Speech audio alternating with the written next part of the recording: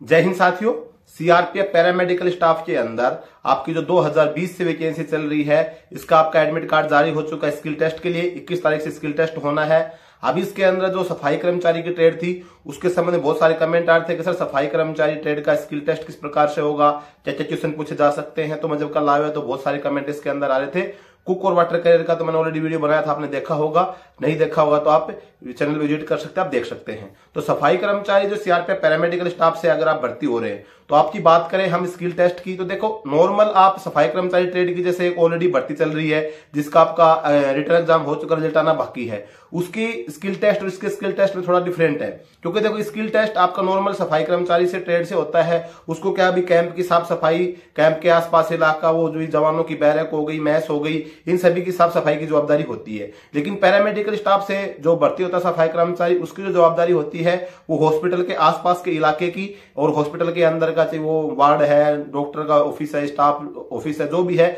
उन सभी की जो साफ सफाई की जवाबदारी होती है वो सीआरपीएफ पैरामेडिकल के स्टाफ का जो सफाई कर्मचारी उसकी जवाबदारी होगी। अभी आपका जब स्किल टेस्ट होता है तो देखो मैंने हर वीडियो में आपको बताया, लाइव में बताया था, स्किल टेस्ट जो होता है आपने किसी भी ट्रेड से फॉर्म अप्लाई किया है, मैं सिर्फ आपकी सफाई कर्मचारी की बात ना करूं, किसी भी ट्रेड की बात करूं, तो आपने जिस ट्रेड से अप्लाई किया उसी ट्रेड के संबंधित आपसे पूछा जाता है। अभी इसके अंदर कोई स्पेशल कोई एक सिलेबस जारी नहीं किया रखा होता है कि ट्रेड के अंदर कि भाई आपका 5 नंबर का ये आ जाएगा, 2 नंबर का ये आ जाएगा, 3 नंबर का ये आ जाएगा। लेकिन आपको क्या है कि भाई उस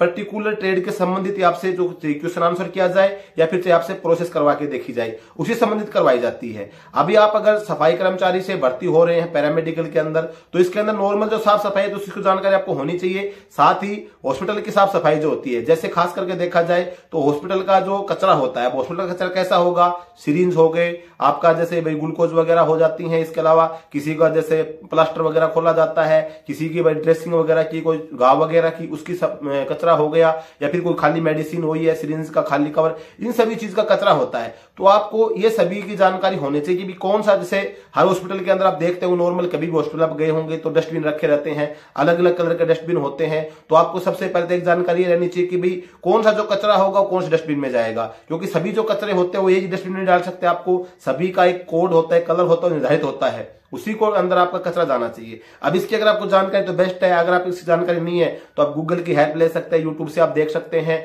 या कोई सफाई कर्मचारी आपका हॉस्पिटल के अंदर कोई स्टाफ है, कोई आपका जान पहचान का, उसकी हेल्प ले सकते हैं। तो आपको एक तो मेन चीज तो ये जानकारी होनी चाहिए हॉस्पिटल से संबंधित। दूसरी क्या है कि भाई आपको हॉस्पिटल के अंदर जब आप साफ सफाई करते हैं, वार्ड की साफ सफाई करते हैं, पेशेंट ऑलरेडी बेड पे एडमिट है, या फिर आप इमरजेंसी वार्ड के अंदर साफ सफाई करते हैं, तो किन बातों का आपको ध्यान रखना चाहिए, कौन कौन सी गलती आपको नहीं करनी चाहिए, क्या क्या सावधानी बरतनी है, इन सभी चीजों का आपको ध्यान में रखना चाहिए। बात यह हो जाती है कि भाई आपको दूसरी बात, नॉर्मल जो साफ सफाई होती है, आपका टॉयलेट साफ करना है, शीशे साफ करने हैं, आपको टाइल साफ करनी है, आपको हॉस्पिटल के जो आसपास का खाली मैदान होता है उसकी साफ सफाई करनी है, इन सभी चीजों की भी आपको जानकारी चाहिए। क्योंकि आपका जो स्किल टेस्ट होगा वो हॉस्पिटल के साथ साथ में नॉर्मल भी होगा, तो आपको कोई जरूरी नहीं कि आपको हॉस्पिटल के बारे में पूछा जाए, आपसे नॉर्मली करवा के देख सकता है, आपसे हॉस्पिटल से संबंधित पूछ सकता है, कार्रवाई करवा के देखा जा सकता है। आपको बोल सकता है कि आप टॉयलेट साफ कर दीजिए, तो आपको टॉयलेट साफ करना पड़ेगा। टॉयलेट साफ करने से पहले आपको क्या तैयारी करनी पड़ेगी, आपके सामने सभी उपकरण रखे हुए हैं, आपको बोल देगा भाई आप इसमें से उठाइए और आप टॉयलेट की साफ सफाई करनी है। तो उस टाइम पे आपको देखना कि वहां पे मुझे पहनने के दस्ताने रखे हो तो आपको दस्ताने पहनने हैं, मास्क रखा है कि नहीं रखा, तो अगर रखा तो मास्क लगाना है, मोजे पहनने, जो आपको सफाई वाले जूते हैं वो पहनने हैं, वो आपके सामने रखे हुए हैं। फिर उसके बाद में आपको टॉयलेट साफ करने के लिए हार्पिक यूज में लिया जाता है, ब्रश यूज में ली जाती है। तो इन सभी चीजों की नॉर्मली आपको जानकारी होनी चाहिए, क्योंकि कोई जरूरी नहीं है कि आपको भी एक ही प्रोसेस करवा के देखे, आपसे क्वेश्चन आंसर भी कर सकता है, आपसे टाइल साफ करवा सकता है, शीशा साफ करवा सकता है, आपसे बाथरूम की सफाई करवा सकता है। तो आपको ये सभी चीजों का नॉलेज होना चाहिए कि कौन सी चीज किस यूज में ली जाती है। इसके अलावा बात करें तो जैसे आपको देखा होगा, आपने कभी हॉस्पिटल में गए हो या कहीं आप नगर निगम के सफाई कर्मचारी देखे होंगे, या किसी बड़ी कंपनी में आपने देखा होगा एक बड़ी झाड़ू लेकर सफाई कर्मचारी सफाई करता रहता है, बांस की झाड़ू। तो आपको वो वही बड़े ग्राउंड में सफाई करने के लिए झाड़ू को तैयार करना पड़ता है। भाई आपको नॉर्मल झाड़ू लेना, फिर एक लाठी लेना है, उसके अंदर डाल के उसको तैयार करना होता है। तो आपको ये प्रोसेस भी आनी चाहिए कि भाई अगर ये झाड़ू तैयार करनी पड़े तो किस प्रकार से तैयार करना। आपको ये बोल देगा भाई ये बांस की झाड़ुआ रखी है, इन सभी झाड़ुओं से आपको ये बड़ी वाली झाड़ू तैयार करनी है, तो आपको किस प्रकार से उसको बांधना है, लाठी का बांध के उसको बड़ी झाड़ू को तैयार करना है, ये प्रोसेस भी आपसे करवा के दे सकता है। दूसरा, आपको सामने फूल झाड़ू रखी है, बांस की झाड़ू रखी है और आपको बोल रहा है कि भाई आपको फर्श साफ करना है, तो आप कौन सी झाड़ू का यूज करेंगे, रोड को साफ करने के लिए आपको कौन सी झाड़ू यूज में करनी है, इन सभी चीजों की नॉलेज आपको होनी चाहिए। इसके अलावा जो कचरा होता है, कौन सा कचरा जैसे आपके सामने जिसमें आप जला सकते हैं, कौन से कचरे को नहीं जला सकते हैं, क्योंकि आपसे देखो, मेरा कहने का मतलब ये कि भाई आप जो सफाई कर्मचारी ट्रेड से भर्ती होते हैं तो नॉर्मली मोटा मोटी आपको जानकारी होनी चाहिए। बाकी भाई सफाई कर्मचारी से आप भर्ती तो आपसे तो खाना बनवा के देखेगा नहीं, आपसे इंजेक्शन लगवा के देखेगा नहीं, आपसे किसी को ये तो नहीं कि भाई आप किसी की ड्रेसिंग कर दो, किसी को घाव हो रहा है वो चीज तो करवाएगा नहीं। ये सभी चीजें बाद में हो सकता है कि आप भाई उसके अंदर हॉस्पिटल स्टाफ उन चीजों की नॉलेज आपको होनी चाहिए, बाद में करवाए प्रोसेस, लेकिन फर्स्ट में आपको अपनी जो ट्रेड से आप भर्ती हो रहे हैं उसके बारे में आपको जानकारी होनी चाहिए। अभी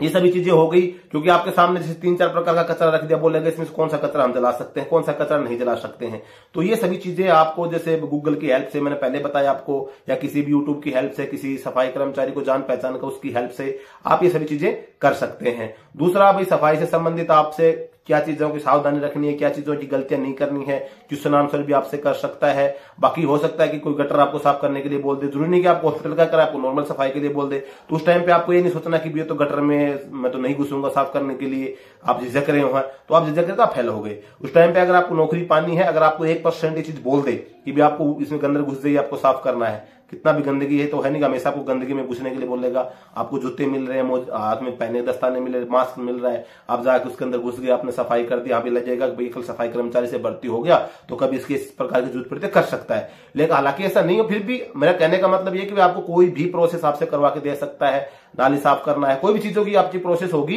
क्योंकि आपका जो काम होगा वो हॉस्पिटल के साथ साथ नॉर्मली जो हॉस्पिटल का जो आसपास का इलाका है वो आपकी सफाई की जवाबदारी में आता है। तो इन सभी चीजों की आपको तैयारी करके जानी है, और आपको एक 10-15 मिनट का झटका होता है, वो आपने झेल लिया, आप पास हो गए, बाद में इतनी तंगी नहीं होती है, और 1 नंबर की पोस्ट आपकी सफाई कर्मचारी जो नॉर्मल सफाई कर्मचारी से भर्ती होंगे उनसे बेस्ट आपकी पोस्ट है, और अच्छी नौकरी है। सीआरपीएफ का एक मतलब पूरे वर्ल्ड का सबसे बड़ा पैरामिलिट्री फोर्सेज है, बेहतरीन आपकी सैलरी, फैसिलिटीज, फैमिली लाइफ, हर क्षेत्र के अंदर आप एक बढ़िया मतलब आप जॉब चुन रहे हैं। अगर आप भाई आप अच्छे पढ़े लिखे एजुकेटेड हैं तो फिर तो आपने जहां तक मेरा मानना फॉर्म ही नहीं भरना था आपको। और फिर अगर आप एक 10th पास है, 12th पास है और आप नौकरी की आपको बेहतरीन तलाश है कि मुझे अच्छी नौकरी मिल जाए, मैं अपना जीवन यापन करूं, अपने परिवार को अच्छे से पाल पाऊं, तो आपको बढ़िया से अपने चाहिए ट्रेड टेस्ट आप दीजिए और पास होकर अपने जो नेक्स्ट प्रोसेस अभी सभी तैयारी करके आपको जानी है, और जाके अपना पास होके और अपनी एक सीट पक्की करें। और जिन बच्चों के अच्छे मार्क्स तो उन्होंने पहले से अपनी तैयारी शुरू कर दी होगी, और अगर जिन अपनी तैयारी शुरू नहीं की, आपको टाइम नहीं मिल पाया है, तो अभी जो टाइम मिला आपको थोड़ा बहुत दाएं बाएं से हेल्प करके आप जाइए, क्योंकि सफाई कर्मचारी को आपके बारे में पूरी थोड़ी बहुत आपको 90% 80% थोड़ी बहुत भी आपके अंदर कॉन्फिडेंस होगा तो आप अच्छे से आप ट्रेड टेस्ट दे पाएंगे। तो दोस्तों बिल्कुल हमारी शुभकामनाएं आपके साथ हैं, आपने जो मेहनत करी आपको उसका फल मिले, आप बढ़िया से अपना एग्जाम इसके अंदर स्किल टेस्ट दे के डॉक्यूमेंट वेरिफिकेशन मेडिकल की पूरी कार्रवाई में आप पास हो जाएं। आज की वीडियो में यही जानकारी अच्छी लगी तो वीडियो को लाइक जरूर कर लेना, और चैनल पे पहली बार आए हैं सब्सक्राइब जरूर कर लेना। जय हिंद।